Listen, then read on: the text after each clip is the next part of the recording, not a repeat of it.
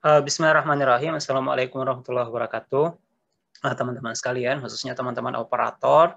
Jadi di sini ada berita rilis aplikasi EDS 2020 COVID-19. Jadi telah rilis aplikasi EDS yang biasa kita kenal dulu dengan istilah aplikasi PMP 2020. Di sini versi offline 2020. Jadi teman-teman sekalian yang perlu untuk diketahui sebelum kita install aplikasi ini, jadi di sini ada beritanya, Assalamualaikum warahmatullahi wabarakatuh. Dalam rangka pengumpulan data evaluasi diri sekolah, EDS, dulu PMP, tahun 2020 masa COVID darurat sudah rilis teman-teman sekalian aplikasi EDS 2020 COVID-19 untuk PAUD, kemudian pendidikan dasar, pendidikan menengah termasuk. Sekarang yang perlu kita lihat ini teman-teman sekalian, ini prosedur pengumpulan data telah mengalami penyesuaian. Jadi di sini ada beberapa. Yang pertama, instrumen disusun mengacu pada standar pendidikan nasional dan kebijakan penyelenggaraan pendidikan selama masa darurat COVID-19 melalui surat edaran nomor 4 tahun 2020. Jadi dan seterusnya kita bisa lihat responden yang terlibat dalam pengumpulan data EDS tahun 2020 adalah kepala sekolah dan guru.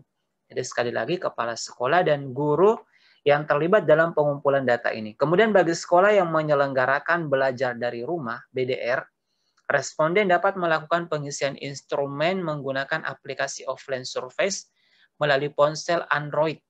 Hasil pengisian instrumen dikirim kepada operator sekolah menggunakan media daring untuk diunggah pada aplikasi EDS 2020 COVID-19. Jadi, akan ada aplikasi offline surveys-nya teman-teman sekalian yang diisi oleh guru, kemudian nanti akan di-download oleh operator sekolah. Nanti kita lihat caranya teman-teman sekalian.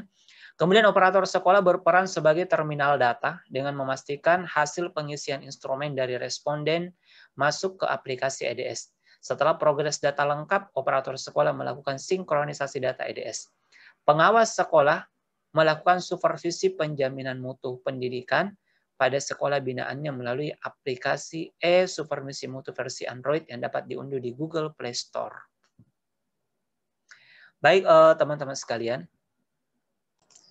Aplikasi e-supervisi mutu, teman-teman sekalian, bisa kita lihat di video Android berikut ini di Play Store.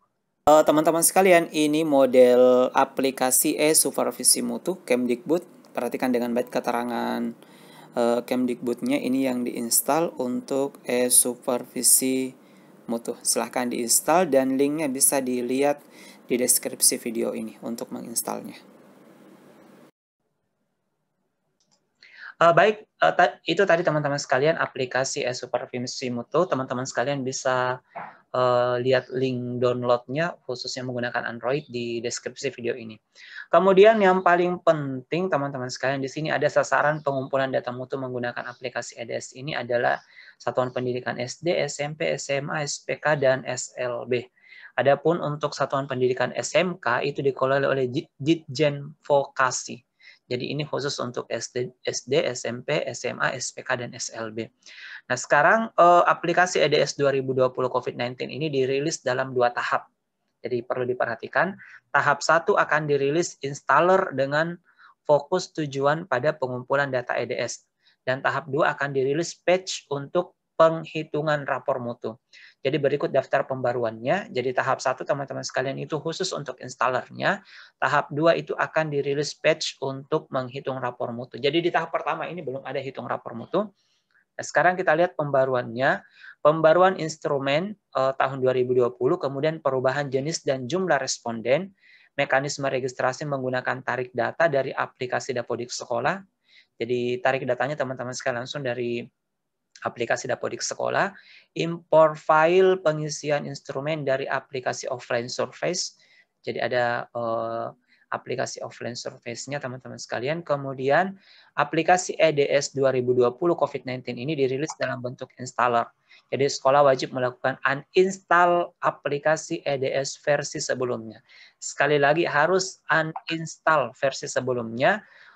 Dan untuk kelancaran instalasi dan penggunaan aplikasi EDS COVID-19 ini diharapkan memperhatikan ini panduan teknisnya, teman-teman sekalian. Jadi pastikan aplikasi Dapodik versi terbaru sudah terinstall. Jadi versi terbaru sekali lagi, kalau sekarang versi 2020, teman-teman sekalian, kemudian hapus atau uninstall aplikasi EDS versi sebelumnya, yaitu versi 2020-08-17. Pokoknya aplikasi EDS atau aplikasi PMP lama semuanya di uninstall. Jadi setelah di uninstall, teman-teman sekalian, komputer itu di restart untuk melengkapi proses hapus uninstall. Jadi kemudian setelah itu install aplikasi EDS 2020 COVID-19 sampai selesai. Aplikasinya di sini ada link unduhnya teman-teman sekalian. Ini bisa saya klik. Ini unduh installer. Saya akan coba unduh teman-teman sekalian. Ini saya akan unduh dan teman-teman juga bisa melihat ini saya download. Bisa juga mendownload aplikasi EDS 2020 COVID-19 ini di deskripsi video ini. Saya sudah siapkan linknya teman-teman sekalian yang kesulitan mendownload di laman ini. Jadi di link downloadnya bisa dilihat teman-teman sekalian di deskripsi video. Kemudian setelah itu lakukan registrasi dengan memilih salah. Jadi ada dua cara registrasi. Cara pertama registrasi dengan Dapodik lokal. Jadi ini secara offline. Ini mudah teman-teman sekalian yang secara offline. Kalau cara kedua registrasi dengan prefill. Seperti biasa teman-teman sekarang registrasi prefill ini itu mengambil data dari server EDS menggunakan mekanisme prefill dan bisa diunduh pada menu unduhan di laman PMP. Jadi ada menu unduhannya teman-teman sekalian. Refillnya ini bisa di-download. Caranya teman-teman sekalian untuk sama dengan versi sebelumnya untuk profilnya. Kemudian setelah itu pilih kandidat responden di manajemen pengguna. Untuk SD atau SLB itu 9 responden, 1 kepala sekolah dan 8 guru. Untuk SMP itu 11, 1 kepala sekolah dan 10 guru. Pengisian instrumen oleh responden dilakukan melalui aplikasi offline survey di ponsel Android. Hasilnya ada file namanya dbresult.csv dikirim kepada operator.